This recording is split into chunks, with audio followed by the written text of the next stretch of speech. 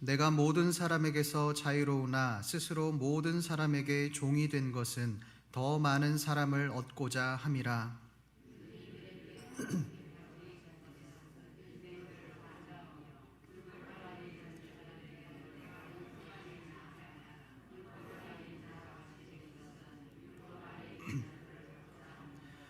율법 없는 자에게는 내가 하나님께는 율법 없는 자가 아니요 도리어 그리스도의 율법 아래에 있는 자이나 율법 없는 자와 같이 된 것은 율법 없는 자들을 얻고자 함이라.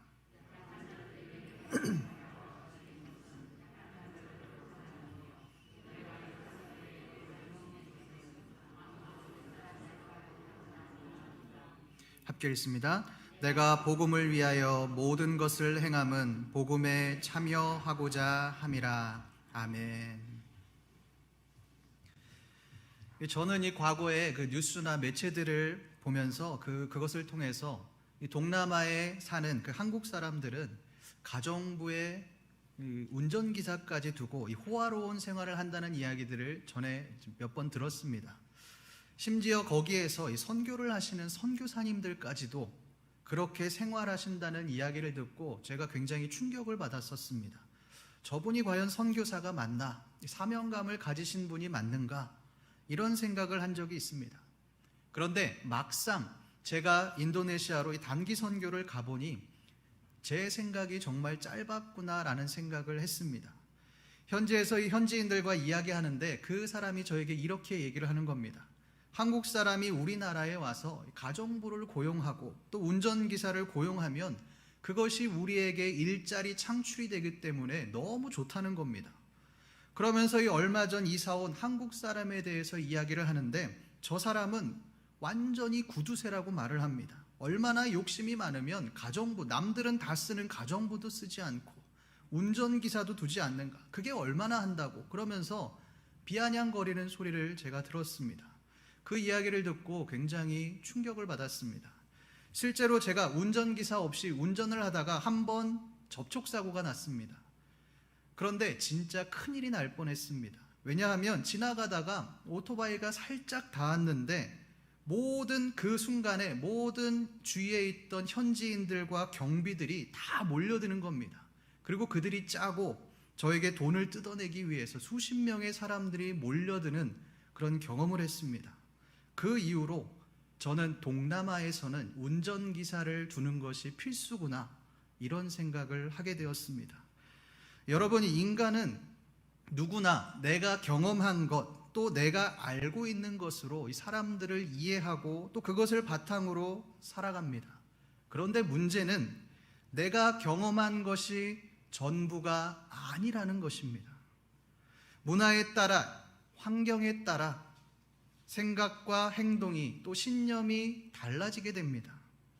어떤 환경에서 자랐느냐에 따라서 그 사람의 삶이 완전히 달라진다는 것입니다. 오늘 말씀에서 이 바울은 그것을 말씀하고 있습니다. 다양한 환경과 문화를 가진 그 사람들에게 어떻게 복음을 전해야 하는지 또 그 사람들을 어떻게 대해야 하는지 바울이 오늘 말씀에서 우리에게 말해주고 있습니다. 우리 다 같이 19절 말씀을 함께 읽어보겠습니다. 시작. 내가 모든 사람에게서 자유로우나 스스로 모든 사람에게 종이 된 것은 더 많은 사람을 얻고자 함이라. 내가 모든 사람에게서 자유로우나 여기까지는 이 무슨 말인지 우리가 알 것 같습니다. 지난 말씀에서 바울은 나는 우상의 제물을 먹을 권리가 있는 사람이다. 나는 먹고 마실 권리가 있다라고 그렇게 말씀했습니다. 여기에서의 자유는 나는 연보를 받아서 사례를 받아서 편안하게 복음을 전하며 살아갈 수 있지만 그것이 복음을 전하는 데에 걸림돌, 이 장애가 되기 때문에 나는 그것을 하지 않겠다라고 말했습니다. 나는 그 연보를 받지 않겠다, 포기하겠다라고 그렇게 말했습니다. 그렇게 말하는 자유가 바로 여기에서 말하는 그 자유입니다. 이 자유는 물질의 자유였습니다. 그러나 오늘 말씀에서의 자유는 이 물질이 아닙니다. 신분의 자유입니다. 오늘 말씀에서 이 바울은 자신이 스스로 종이 되었다라고 그렇게 말을 합니다. 이 말을 우리가 깊이 새겨볼 필요가 있습니다. 여러분, 누구나 사람은 스스로 높은 사람이 되고 싶어 합니다. 모든 사람에게 높임을 받고 또 사람들에게 인정을 받고 싶은 것이 인간의 본성입니다. 제가 인터넷 기사를 찾아보다가 최근에 어린이들의 장래 희망에 대해서 인터뷰한 한 초등학교 교사의 인터뷰를 보았습니다. 그 초등학교 교사는 이렇게 이야기합니다. 7, 80년대만 해도 과학자는 늘 어린이 장래 희망 3순위 안에 들었습니다. 그런데 요즘 어느 어린이가 과학자가 되고 싶어 합니까?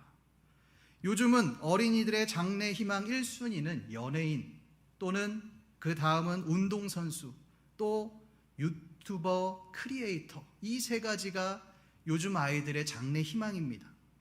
잘해야, 기껏 잘해야 돈 잘 버는 의사가 되겠다라고 하는 것이 전부입니다. 여러분, 이 인터뷰만 봐도 요즘 이 시대에 사람들이 어디에 관심이 있는지를 우리가 알 수 있습니다. 과거에는 이 장래 희망을 이야기할 때 과학자, 대통령과 같은 그런 꿈을 꾸는 아이들이 많았습니다. 저도 초등학교를 다닐 때 꿈을 적어내라고 하면 항상 빠지지 않았던 것이 과학자입니다. 과학자나 대통령이 되고 싶어 하는 그 이유가 무엇입니까? 명예입니다. 과학자가 되어서 나라에 이바지하고 싶은 겁니다.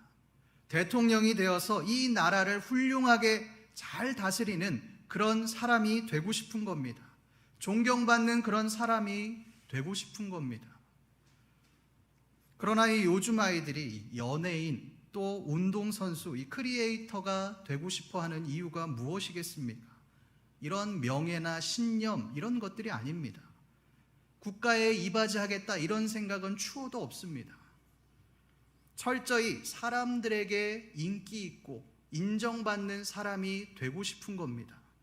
내가 말 한마디만 하면, 뭔가 이슈를 던지기만 하면 모든 사람들이 나에게 관심을 가지고 호응을 해주고 나를 따라오는 그 인기 많은 그런 영향력 있는 사람이 되고 싶은 겁니다. 그런데 바울은 오늘 말씀에서 그런 영향력 있는 사람이 아니라 내가 스스로 종이 되었다라고 그렇게 말을 합니다. 인정받는 자리가 아니라 철저히 갇히고 억압된 자리로 나아갔다, 그렇게 말을 하고 있습니다. 여러분, 참으로 아이러니합니다. 그렇다면 이 바울이 스스로 종이 된 이유가 무엇이겠습니까? 우리 19절 말씀을 한 번 더 읽어보겠습니다. 시작. 내가 모든 사람에게서 자유로우나 스스로 모든 사람에게 종이 된 것은 더 많은 사람을 얻고자 함이라. 더 많은 사람을 얻고자 함이라. 더 많은 사람을 얻기 위해 이 바울 자신이 스스로 종이 되었다는 것입니다. 여기에서 이 사람들을 얻는다는 말은 이 복음을 전하기 위해서 내가 종이 되었다는 말입니다. 내가 전하는 그 복음을 통해 좀 더 많은 사람들이 하나님 앞에 돌아오게 하기 위해, 좀 더 많은 사람들이 회심하도록 하기 위해 내 스스로 자유를 포기하고 갇힌 자, 또 억압의 자리로 나아갔다라고 하는 것입니다. 바울은 자신을 위해서 종이 되었다고 말하지 않습니다. 다른 사람들을 위해 종이 되었습니다. 그렇다면 여러분, 이 바울이 도대체 무엇을 했길래 내가 종이 되었다라고 말하는 것일까요? 우리 20절 말씀을 함께 읽어보겠습니다. 시작.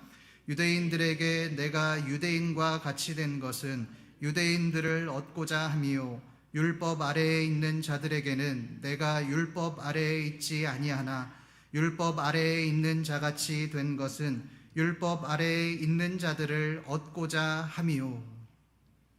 이 20절 말씀은 이 바울이 어떻게 복음을 전했는지에 대해서 말씀하고 있습니다. 여러분, 이 바울이 뭐라고 이야기합니까? 유대인들에게 내가 유대인과 같이 되었다라고 말씀합니다. 여러분, 이 말이 잘 이해가 되지 않습니다. 여러분, 이 바울은 이미 유대인입니다. 그런데 도대체 이 말이 무슨 말입니까? 원래 유대인이 아니었다는 말입니까? 아니면 나는 유대인의 혈통을 가졌다라고 자랑하고 있는 것입니까? 앞뒤가 맞지 않아 보입니다. 그러나 이것은 자신이 유대인이 아니다라는 말이 아닙니다. 유대인을 대할 때 자신의 태도에 대해서 말을 하고 있는 것입니다. 여러분이 유대인들이 가장 진리로 믿는 것이 있었습니다. 가장 신뢰하는 것이 있었습니다. 그것이 뭐냐면 바로 구약 성경이었습니다. 유대인들은 이 구약 성경, 모세가 작성한 이 모세오경을 가장 중요시하게 생각을 했습니다. 우리가 잘 아는 이 사두개인들은 율법을 문자 그대로 엄격하게 믿었습니다. 그것을 엄격하게 지키려고 노력했습니다. 오로지 이 모세오경 그것만 율법으로 인정을 하고 또 구전이나 다른 문서들은 철저히 배제시켰습니다. 그러니 그 관점에서 보면 부활을 인정할 수가 없는 겁니다. 왜 그렇습니까? 그것이 모세오경에는 나와 있지 않기 때문에 그렇습니다. 바리새인들은 어떻습니까? 율법을 연구하는 학자들이었습니다. 율법에 능통하다 보니 율법을 잘 모르는 사람들, 자신보다 지식이 약하다고 생각하는, 믿음이 약하다고 생각하는 사람들을 철저히 배제하고 무시했습니다. 그런데 바울은 자신이 가진 그 유대인의 권위를 가지고 유대인들을 대했습니다. 자신이 가지고 있는 율법에 대한 그 지식을 가지고 그들을 이해시키려고 했습니다. 우리 사도행전 22장 3절 말씀을 함께 읽어보겠습니다. 시작. 나는 유대인으로 다소에서 났고 이 성에서 자라 가말리아의 문화에서 우리 조상들의 율법에 엄한 교훈을 받았고 오늘 너희 모든 사람처럼 하나님께 대하여 열심히 있는 자라. 이 사도행전 22장 3절 말씀은 이 바울을 죽이고자 하는 그 유대인들에 의해 바울이 잡히게 되었습니다. 그리고 바울이 잡히고 난 뒤에 유대인들을 향하여 변론하는 그런 말씀입니다. 그런데 여러분이 그 내용을 한번 보십시오. 자기 자신이 철저하게 유대인이다라고 그렇게 말을 하고 있습니다. 나는 유대인이다. 나는 가말리아의 문화생으로 율법의 엄한 교훈을 받은 사람이다. 나 또한 너희들처럼 하나님에 대하여 율법에 대하여 열심을 가진 사람이다. 그렇게 말을 합니다. 빌립보서 3장 4절에서 6절 말씀을 봐도 바울은 나는 8일 만에 할례를 받았다. 나는 히브리인 중에 히브리인이다. 나는 바리새인이다 라고 그렇게 말을 합니다. 여러분, 바울이 이 말을 하는 이유가 무엇입니까? 자기 자신을 자랑하기 위해서가 아닙니다. 유대인들로 하여금 내가 이런 사람이니 이런 바리새인이니 너희는 내 앞에 무릎을 꿇어라, 나를 존경해라, 이러한 의미로 말을 하는 것이 아닙니다. 나는 너희와 같은 유대인이다. 나는 너희와 같은 바리새인이다. 그러니 내 말을 좀 들어다오. 내가 말하는 이 복음에 귀 좀 기울여다오. 이 말을 하고 있는 것입니다. 유대인들은 다른 민족에 대해서 철저하게 배타적이기 때문에 같은 유대인이라고 하는 자신의 이력을 내세웠습니다. 사실 이 바울은 예수님을 만나고 또 회심한 이후에 과거에 바리새인으로 살았던 그 삶을 완전히 버렸습니다. 그것을 그리스도를 위해 다 해로 여길 뿐만 아니라 그것을 배설물로 여긴다라고 그렇게 말씀했습니다. 그런데 바리새인의 그 삶을, 배설물의 삶을 유대인의 앞에서, 그 유대인들의 앞에서 다시 꺼낸다는 것은 쉽지 않은 일이었습니다. 왜 그렇습니까? 자신이 과거에 잘못했던 그 과오들을 꺼내는 일이기 때문에 그렇습니다. 과거에 그리스도인들을 핍박하고 죽였던 그 자신의 잘못을 다시금 기억나게 하기 때문에 그렇습니다. 그것이 얼마나 악하고 또 죄스러운 일인지 알기 때문에 그렇습니다. 그러나 바울은 이 과거에 자신의 치부를 드러냅니다. 바울이 이렇게 한 이유가 무엇입니까? 유대인들을 복음으로 변화하도록, 그렇게 하기 위해서 자신의 치부를 드러낸 것입니다. 두 번째로 이 바울이 누구에게 종이 되었습니까? 이방인입니다. 우리 다 같이 21절에서 22절 말씀을 함께 읽어보겠습니다. 시작. 율법 없는 자에게는 내가 하나님께는 율법 없는 자가 아니요 도리어 그리스도의 율법 아래에 있는 자이나 율법 없는 자와 같이 된 것은 율법 없는 자들을 얻고자 함이라. 여기에서 이 율법 없는 자라고 하는 것은 이방인들을 의미합니다. 바울은 이 유대인들뿐만 아니라 이 이방인들에게도 종이 되었습니다. 여러분, 유대인같이 사는 것, 이 바리새인의 삶으로 사는 것, 그것은 굉장히 쉽습니다. 유대인으로 치면 바울은 이 혈통으로나 율법적인 지식으로나 그 가문으로나 모든 유대인들에게 존경을 받을 만한 그런 랍비였습니다. 자신의 유대적 혈통을 내세우면 이 대부분의 유대인들이 바울을 높일 수밖에 없었습니다. 그러나 이방인들은 그렇지 않습니다. 이방인들이 누굽니까? 유대인들이 가증하게 생각하고 또 더럽다고 여기는 사람들이 바로 이방인들입니다. 이 유대인들은 같은 민족이었던 그 사마리아 사람들도 혼혈이 되었다고, 피가 섞였다고 해서 그들을 더럽게 여겼습니다. 사마리아 땅을 지나가지 않게 하기 위해 먼 길을 돌아서 갔습니다. 그들이 왜 이렇게 했을까요? 그 사마리아 땅은 더러워서, 가증스러워서, 그래서 한 발짝도 디딜 수가 없는 겁니다. 마치 우리가 구더기나 바퀴벌레 같은 그 벌레들을 보면 경멸하고 도망가듯이 사마리아 사람들을 그렇게 벌레처럼 여긴 겁니다. 여러분, 그런데 사마리아인들도 이렇게 여겼는데 하물며 이방인들은 어떻게 생각을 했겠습니까? 사람이 아닌 겁니다. 더군다나 유대적인 혈통을 가진 그 바울의 입장에서, 그 환경에서 이방인들은 상종도 못할 그런 대상들입니다.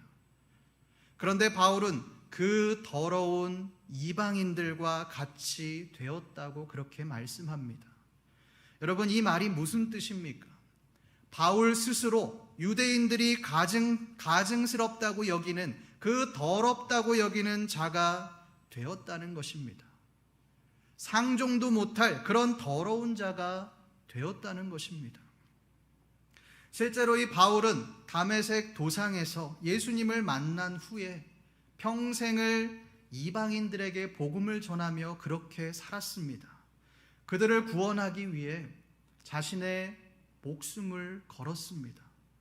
여러분, 이것은 단순히 바울이 이방인들에게 복음을 전했다, 그러한 이러한 차원의 문제가 아닙니다. 유대인이라고 하는 그 바리새인의 혈통이라고 하는 그 자신의 존재 자체를 부정하는 일입니다. 유대인들과 등을 지게 되었습니다. 그러니 유대인들은 예수님 때와 마찬가지로 이 바울이 가는 곳마다 쫓아다니고 어떻게 하면 바울을 죽일 수 있을까, 이것에 혈안이 된 것입니다. 이 자신이 유대인들에 의해서 이 바울 자신이 언제 죽을지, 언제 해코지를 당할지, 어떤 일을 당하게 될지 모르는 상황 가운데 이 바울이 놓이게 되었습니다. 그런데 그때에 이 바울이 뭐라고 말씀합니까? 우리 사도행전 20장 24절 말씀을 함께 읽어보겠습니다. 시작. 내가 달려갈 길과 주 예수께 받은 사명 곧 하나님의 은혜의 복음을 증언하는 일을 마치려 하면은 생명조차 조금도 귀한 것으로 여기지 아니하노라. 이 말씀은 이 바울이 예루살렘으로 들어가기 전 에베소 장로들에게 마지막 고별 설교를 할 때의 그 장면입니다. 그때의 이 바울의 고백입니다. 여러분, 이제 바울은 예루살렘으로 가면 죽는 겁니다. 그동안은 이 바울이 로마의 시민권자이니 이방인들에게 복음을 전해도, 그렇게 전하다가 체포가 되어도 재판을 받을 수 있는 권리가 있습니다. 정당하게 재판을 통해서 무죄를 입증할 수 있는 그런 기회가 있었습니다. 그러나 이 예루살렘은 다릅니다. 유대인들의 본거지로 들어가는 것입니다. 그곳에서는 법이 아무런 소용이 없습니다. 로마의 시민권 아무런 필요가 없습니다. 아무런 효력을 발휘하지 못합니다. 그냥 꼼짝없이 죽는 겁니다. 그런 상황에서 이 바울은 자신을 말리는 그 에베소 장로들을 향하여 이렇게 말을 합니다.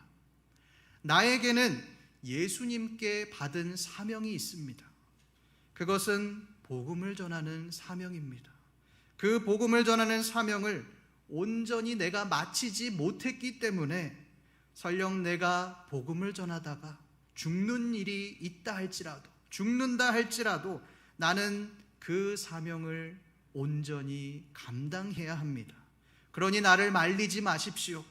내가 예루살렘으로 들어갈 수 있도록 나를 내버려 두십시오. 대신 나를 위해 기도해 주십시오. 이 말을 하고 있는 겁니다. 여러분이 바울이 이렇게 할 수 있었던 이유가 무엇입니까? 이방인들을 사랑했기 때문에 그렇습니다.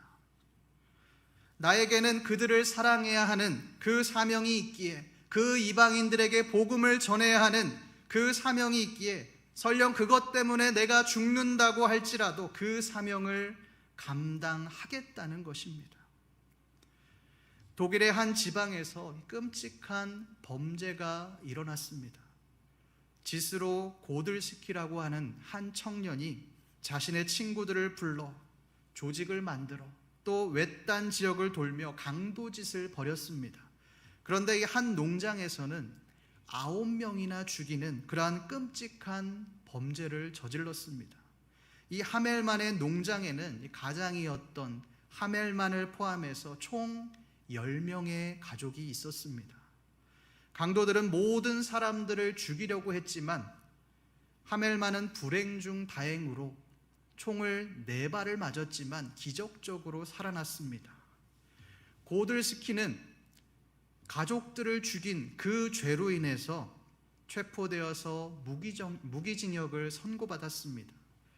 감옥에서 이 자신의 죄를 깨닫고 뉘우치게 된 이 고들스키는 20년 만에 모범수로 석방될 그러한 기회를 얻었지만 그가 사회에서 활동한 그러한 연고도 없었고 또 그를 도와줄 후견인도 없었기에 당국은 석방을 보류할 계획을 가지고 있었습니다. 그런데 이 소식을 들은 하멜만은 자신이 그의 후견인이 되겠다 그렇게 고백하며 탄원서를 보냈습니다. 탄원서의 마지막에서 이 하멜만은 이 자신이 고들스키를 용서하는 이유에 대해서 이렇게 말합니다. 그리스도께서 저의 죄를 위해서 죽으셨고 저를 용서하셨습니다. 저희 가족은 이 비참한 일들을 겪었지만 저희 가족 모두 천국에 갔습니다. 그런데 제가 그 사람을 용서하지 못할 이유가 무엇이겠습니까? 성도 여러분, 이 하멜만이 자신의 가족들을 죽인 그 고들스키를 용서한 이유가 무엇이겠습니까? 예수 그리스도의 은혜, 복음 때문입니다. 만약 저에게 이런 일이 일어난다면 저는 용서 못할 겁니다. 똑같이는 못하더라도 어떻게든 복수하려고 그렇게 머리를 쥐어 짜낼 겁니다. 이게 우리 인간의 마음입니다. 그러나 하멜만은 자신의 가족을 죽인 그 철천지 원수를 용서했습니다. 단순히 그냥 내버려둔 것이 아니라 해코지하지 않은 것이 아니라 진심으로 용서했습니다. 여러분, 이 고들스키가 이 하멜만의 입장에서 석방이 되든지 말든지 자신과 무슨 상관입니까? 오히려 석방이 안 되는 게 좋겠죠. 자신의 가족들을 죽였는데 석방시키지 말고 무기징역으로 내버려 두십시오. 아니, 저 사람을 사형시켜 주십시오라고 말하는 것이 정상 아니겠습니까? 그렇게 시위라도 해야 되지 않겠습니까? 그러나 그는 이 고들스키를 석방시키기 위해 탄원서를 제출했습니다. 여러분이 말이 안 되는 이야기입니다. 그러나 이 하멜만이 이렇게 할 수 있었던 이유가 무엇입니까? 이유는 단 하나입니다. 예수 그리스도로부터 받은 그 은혜, 복음 때문에 용서할 수 있었습니다. 여러분, 이것이 바로 복음의 정신입니다. 의도했든 의도하지 않았든 이 하멜만은 고들스키에게 복음을 전한 겁니다. 예수님의 사랑이 이것이다, 예수님의 은혜, 복음이 이것이다 라는 것을 몸소 보여준 겁니다. 이 복음을 전한 고들스키는 변할 수밖에 없습니다. 이 복음을 받아들일 수밖에 없었을 겁니다. 왜 그렇습니까? 일반적인 상식으로는 이해가 되지 않기 때문에 그렇습니다. 자신이 아무리 노력을 해도 그 받은 은혜를 갚을 수 없기 때문에 그렇습니다. 성도 여러분, 여러분은 정말 복음을 전하는 삶을 살아가고 계십니까? 어떤 분들은 이렇게 말을 할지도 모르겠습니다. 목사님, 저는 열심히 복음을 전하고 있습니다. 믿지 않는 사람들에게 보온이 되기 위해 노력을 하고 있고, 또 믿음이 연약한 자들에게 믿음을 심기기 위해서 최선을 다해서 노력을 하고 있습니다. 기도하고 있습니다. 그러나 여러분, 입장을 한번 바꿔놓고 생각해 보십시오. 그 노력이라는 것이, 우리가 말하는 그 복음이라는 것이 일방적이지는 않습니까? 그 사람의 환경, 그 사람의 상황을 고려하는 것이 아니라 내 방식만을 고집하고 있지는 않으십니까? 우리가 믿음이 연약한 자들에게 다가가서 그들의 눈높이에서 맞추는 것이 아니라 그들이 우리에게 맞추기를, 그들이 우리에게 따라오기를 바라고 계시지는 않으십니까? 그렇다면 우리는 복음의 능력을 제한하고 있는 것입니다. 복음은 우리의 경험이 아닙니다. 우리의 방식이 아닙니다. 오직 각 사람에게 임하는 하나님의 은혜입니다. 그렇다면 우리도 믿음이 연약한 자들의 위치에까지 다가가야 하는 겁니다. 내려가야 하는 겁니다. 그들의 입장에서 그들을 바라보고 그들을 품어 주어야 하는 것입니다. 바울은 그 유대인들에게는 자신이 가진 율법적인 지식과 권위를 활용하여 복음을 전했습니다. 이방인들에게는 자기가 가지고 있는 그 권위를 내려놓고 생명의 위협을 당하면서까지 이방인들을 섬겼습니다. 자신의 목숨을 걸고 그들을 섬겼습니다.